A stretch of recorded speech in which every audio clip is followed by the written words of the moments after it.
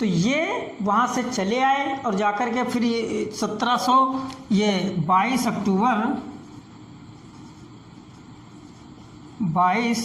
अक्टूबर 1764 ईस्वी में 1764 ईस्वी में ये एक युद्ध हुआ। कौन सा युद्ध हुआ है? ये बक्सर का युद्ध हुआ। 1764 ईस्वी में बक्सर का युद्ध हुआ है। तो बक्सर का जो युद्ध हुआ, इसमें क्या हुआ, जब ये वहाँ से नवाब पद से हटा दिए गए तो यहाँ ये नवाब एक अवध के नवाब थे। अवध के नवाब थे। कौन था? अवध के नवाब। अवध के जो नवाब थे वो शुजाउद्दौला थे।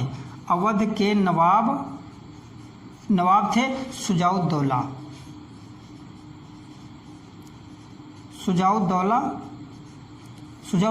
अब ये बक्सर का जो युद्ध हुआ है 22 अक्टूबर 1764 ईस्वी में, ये दो लोगों के बीच में कौन सा? संयुक्त सेना और इधर थे अंग्रेज। अंग्रेजों की तरफ से कौन थे? अंग्रेजों की तरफ से थे हेक्टर मुनरो। और संयुक्त सेना, संयुक्त मतलब मिली जुली सेना।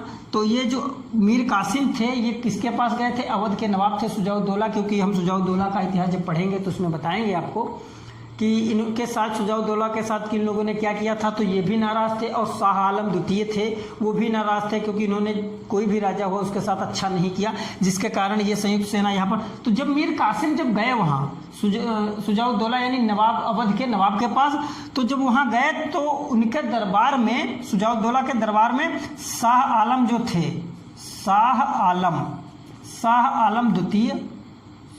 आलम द्वितीय जो थे ये पहले से वहाँ उपस्थित थे। जब ये पहुँचे तो देखा कि दरबार में पहले से ही उपस्थित हैं। और अवध के नवाब जो शुजाउद्दौला थे इनके दरबार में शाह आलम पहले से उपस्थित थे। और मीर कासिम जब पहुँचे तो इन्होंने अपनी बात रखी और युद्ध के लिए सभी लोग तैयार हो गए। तो इनकी एक शाह आलम की सेना, मीर कासिम की अपनी सेना और शुजाउद्दौला यानी ये संयुक्त सेना तैयार की। तो काफ़ी विशाल सेना तैयार हो गई। और इधर हेक्टर मुनरो, तो इनका जो है युद्ध हुआ। ये कहाँ हुआ? ये बक्सर जिले में हुआ। ये कहाँ पड़ता है? ये बिहार राज्य में पड़ता है। ये बिहार राज्य के बक्सर जिले में, बिहार राज्य के बक्सर जिले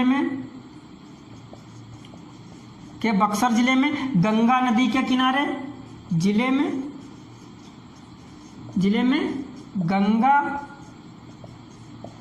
नदी के किनारे यह युद्ध हुआ। अब बक्सर जिले में गंगा नदी के किनारे 1764 ईस्वी में 22 अक्टूबर 1764 ईस्वी में यह युद्ध हुआ। सेना अगर की बात करें तो सेना इन लोगों की संयुक्त सेना थी। इनके पास ज़्यादा काफ़ी सेना थी। इनके पास अपेक्षा अंग्रेज जो हेक्टर मुनरो इनके पास सेना कम थी, लेकिन इनके पास जो सेना थी यह प्रशिक्षित सेना थी। और इनके पास तोप और अन्य जो आधुनिक हथियार थे वो ज़्यादा थे इनकी अपेक्षा। और इनकी जो सेना थी वो प्रशिक्षित सेना नहीं थी, जिसके कारण जो एक भीषण युद्ध हुआ और इस युद्ध में इन लोगों की पराजय हुई। और जब मीर कासिम को पता चला कि अब यहाँ बचना बहुत ही मुश्किल है, तो मीर कासिम जो थे ये वहाँ से भाग लिए। जब वहाँ से ये भाग लिए तो भागने के पास ये कहाँ चले गए? भागने के बाद ये चले गए दिल्ली, क्योंकि इन्होंने सोचा कि यहाँ रुकना अब खतरे से खाली नहीं है। तो ये दिल्ली चले गए। और दिल्ली जब चले गए तो इन अंग्रेज जो थे इनको कभी ढूंढ ही नहीं पाए कि मीर कासिम कहाँ चले गए। और दिल्ली, और इसके बाद में 1777 ईस्वी में इनकी दिल्ली में ही मृत्यु हो गई। किसकी मृत्यु हो गई? ये मीर कासिम की मृत्यु हो गई।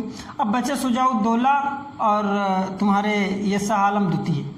अब इनके पास कोई ऑप्शन नहीं था क्योंकि भाग पाए नहीं ये, तो इन्होंने आत्मसमर्पण कर दिया।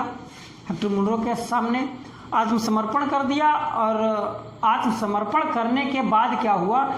इसके बाद में एक संधि हुई है। जिसको हम इलाहाबाद की संधि से के नाम से जानते हैं। इलाहाबाद की संधि एक प्रथम इलाहाबाद की संधि हुई, इसके बाद इलाहाबाद की द्वितीय संधि हुई है।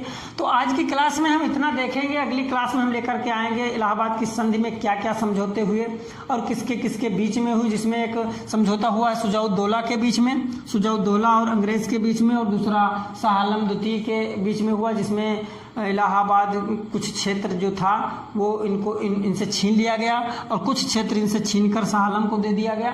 तो निम्नलिखित बातें हम अगली क्लास में देखेंगे, जिसमें इंपॉर्टेंट इसमें यह है कि 1760 से 1763 ईस्वी तक इनका कार्यकाल रहा। मीर कासिम का ये योग्य शासक थे और बदले में इन्हें देना क्या पड़ा था, वर्धमान, चटगांव और मिदनापुर की जमींदारी दीवानी देनी पड़ी थी।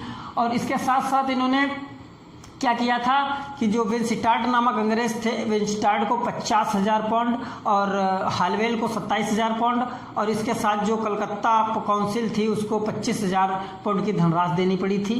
और इसके साथ साथ सिलहट का जो जूना पत्थर का कारखाना था उसमें कितना इनको देना पड़ा था, आधा हिस्सा देना पड़ा था। और इन्होंने मुर्शिदाबाद से जो राजधानी थे वो मुंगेर बनाए थे, जिससे अंग्रेज इसमें हस्तक्षेप ना कर सके। और ये आधुनिक हथियार का कारखाना खोले थे, आधुनिक हथियार जिसमें तोड़दार बंदूक हुई और तोप आदि का लिए। और कारखाना कहाँ खोले थे, ये मुंगेर में खोले थे। राजधानी कहाँ बनाए थे, वो भी मुंगेर में बनाए थे। और सैन्य शक्ति को बढ़ाने के लिए उन्हें प्रशिक्षण केंद्र जो खोला था, ट्रेनिंग सेंटर, वो भी कहाँ खोला था, इन्होंने मुंगेर में ही खोला था, मुंगेर में खोला था।